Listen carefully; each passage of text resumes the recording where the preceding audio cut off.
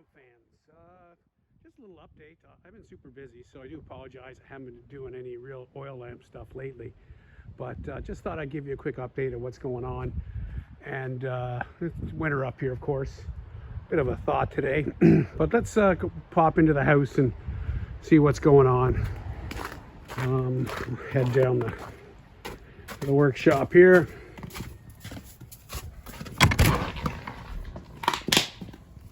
And we're in the workshop.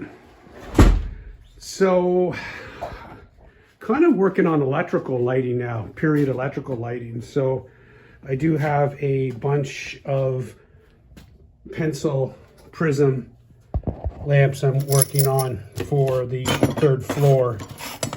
So that's one that's apart that I cleaned up. It's painted white. So I'm going to basically work on one at a time. And I don't have my lamp museum set up. So this is just a workshop for spare parts and stuff. But we'll come through here into the laundry room and kind of spread out in here. So I'm working on some period electrical lighting for the house. So this was it's hard to say the exact year on these. They built them for about 1905 to about 1925. Multiple manufacturers. So this is one that I've picked up in the States, actually in Florida last month when I was down at my condo, and it's missing one of these. This one I removed. This is, people call them slag glass. I really don't like that term because it's considered art glass, and this is a caramel and with orange, and these were extremely dirty.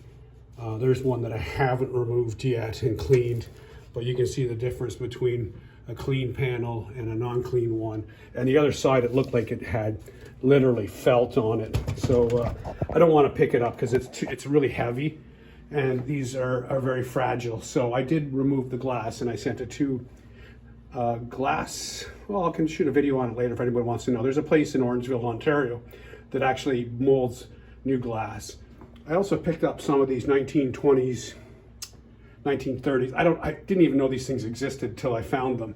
So these are called soapstone, and that's like a bird of paradise on it. These are hand carved. That one weighs probably about 20 pounds. The reason why I know it's old is because the sockets on it, they're about 1930s. And see, these are 1920s. So this lamp here, I have some new wire for it, a new period style plug, and some new insulator sockets for it. So I'm going to rewire that. I already sent the panel out, and the panel will be manufactured and sent back, and I'll shoot a video on it later when I install it upstairs. So I haven't really done much to the workshop because we're doing the renovation upstairs to the kitchen, and there's all sorts of new electrical. It's not finalized, has to be cleaned up, but we're running all sorts of new electrical for down here, and this is going to be the more of my museum down here. So as you can see, there's wires waiting to be strung into a new panel once the panel arrives, and then I can start unpacking, put a floor in down here, and start unpacking stuff, paint, flooring, ceiling, maybe some heat. There's no heat down here, a little cool right now. And then I can start unpacking the 150 lamps here in boxes and such.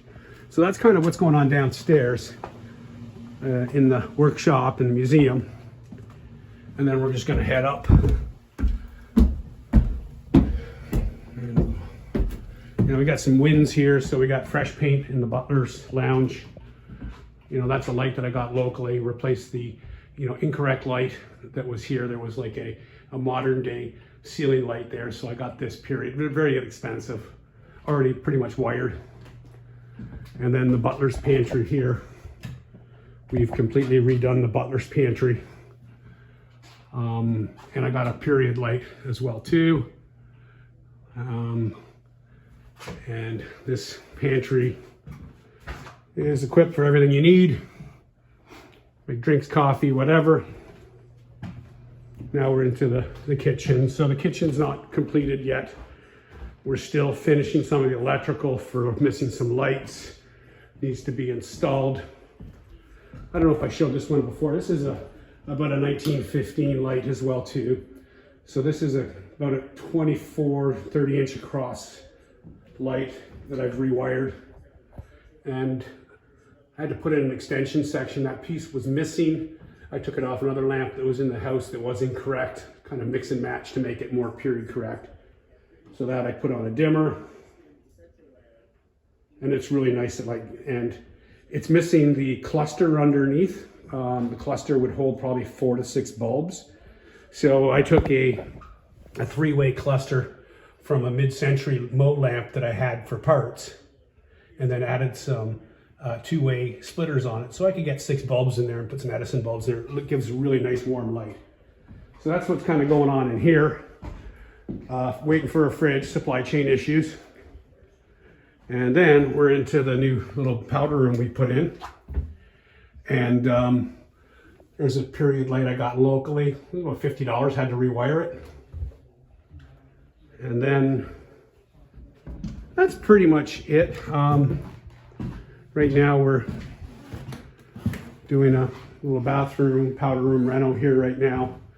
Fixing the paint, fixing some of the tilty floor problems that this place has. And that's pretty much it. I don't really have any new oil lamps to speak of. I think the oil lamp industry is, or at least not industry, but the used market is kind of slow right now because it's winter, COVID, auctions are closed, that kind of thing. But you know, I still do burn my lamps once in a while. But right now, I'm just kind of hunkered down, get this COVID thing over with, finish up the renos, and hopefully in the spring we'll start shopping, buying lamps again. Buy, sell, trade. Anyway, hope you all had a great Christmas and a New Year's, and have yourselves a great day.